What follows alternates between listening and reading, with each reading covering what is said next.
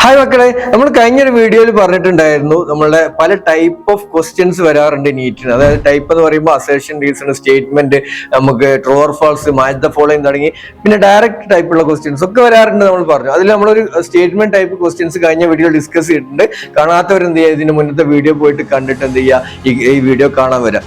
ഇതിൽ നമ്മൾ ഡിസ്കസ് ചെയ്യാൻ പോകുന്നത് assertion and reason type questions ആണ്. എങ്ങനെ ഡീൽ ചെയ്യാം എന്നുള്ളതാണ്. നിങ്ങൾ കണ്ടിട്ടുണ്ടാവും, ചിലർ കണ്ടിട്ടുണ്ടാവും, ചിലർ കാണാത്ത. ഇപ്പോൾ പ്ലസ് ടു പഠിക്കുന്ന കുട്ടികളൊക്കെ ചിലപ്പോൾ അങ്ങനത്തെ ടൈപ്പ് ക്വസ്റ്റ്യൻസ് കണ്ടിട്ടുണ്ടാവില്ല. കണ്ടിട്ടില്ലാത്തൊരു നിർബന്ധമായിട്ടും ആ ടൈപ്പ് ഓഫ് ക്വസ്റ്റ്യൻസ് നമ്മൾ പ്രാക്ടീസ് ചെയ്യണം. സ്റ്റേറ്റ്മെന്റ് ടൈപ്പ് ആയാലും അസേഷൻ റീസൺ ആണ്. അസേഷൻ റീസൺ ടൈപ്പ് ക്വസ്റ്റ്യൻസിൽ എങ്ങനെയാ വരുന്നത് വെച്ച് കഴിഞ്ഞാൽ, ഒരു എന്താ പറയുക, ഒരു അസേർഷൻ എന്ന് പറഞ്ഞിട്ട് അസേർഷൻ എന്ന് പറഞ്ഞിട്ട് ഒരു സ്റ്റേറ്റ്മെന്റ് ഉണ്ടാവും. ആ സ്റ്റേറ്റ്മെന്റ് നമ്മൾ നോക്കാം.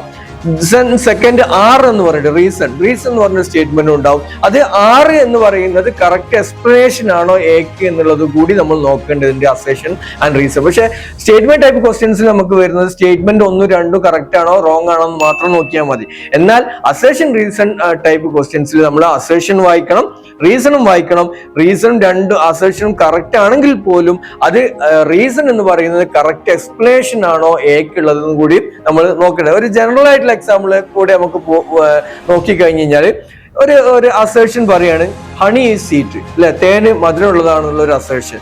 എന്നിട്ട് സെക്കൻഡ് ടൈപ്പ് റീസൺ പറയാണ് honey are carried by honey bees, honey carry ചെയ്യുന്നത് ഹണി ബീസ് എന്നുള്ള ഒരു എന്താ പറയുക ഒരു റീസണും പറയാണ്. അപ്പൊ അസേഷനും റീസണും ഇവിടെ എന്താണ്, കറക്റ്റ് ആണ്, അല്ലെ. അസേഷൻ എന്ന് പറയുന്നത് ഹണി എന്ന് പറയുന്നത് സ്വീറ്റ് ആണല്ലോ, അസേഷൻ കറക്റ്റ് ആണ്. റീസൺ എന്ന് പറയുന്നത് എന്താ, ഹണി ക്യാരി ചെയ്യുന്നത് ഹണി ബീസ് ആണ്. രണ്ടും കറക്റ്റ് ആണ്. പക്ഷേ ആർ എന്ന് പറയുന്ന റീസൺ എന്ന് പറയുന്ന സാധനം അസേർഷന്റെ എന്താണ്, അതിനെ പിന്നെ എക്സ്പ്ലനേഷൻ ആയിട്ട് മാറുന്നില്ല. അപ്പോൾ രണ്ടും കറക്റ്റ് ആണ്. പക്ഷെ R is not a correct explanation for A എന്ന് നമുക്ക് പറയാൻ പറ്റും. ഈ ടൈപ്പ് നിങ്ങളുടെ സബ്ജക്ട് വൈസ് ക്വസ്റ്റ്യൻസ് ആയിട്ട് നിങ്ങൾക്ക് എന്ത് ചെയ്യും, ഒരു ബയോളജിയിലും കെമിസ്ട്രിയിലും ഫിസിക്സിലും ഒക്കെ വരാനുള്ള ചാൻസ് കൂടുതലാണ്. കാരണം കഴിഞ്ഞ 2-3 വർഷങ്ങളിലായിട്ട് അസേഷൻ റീസൺ ടൈപ്പ് ക്വസ്റ്റ്യൻസ് വരാറുണ്ട്. അപ്പൊ ഇതിന്റെ ചോയ്സുകൾ എങ്ങനെ ഉണ്ടാവാന്ന് വെച്ച് കഴിഞ്ഞാൽ, ചോയ്സ് എങ്ങനെ വരിക, രണ്ടും കറക്റ്റ് ആണ്, then R is the correct explanation for A എന്നുള്ള ഒരു ചോയ്സ്.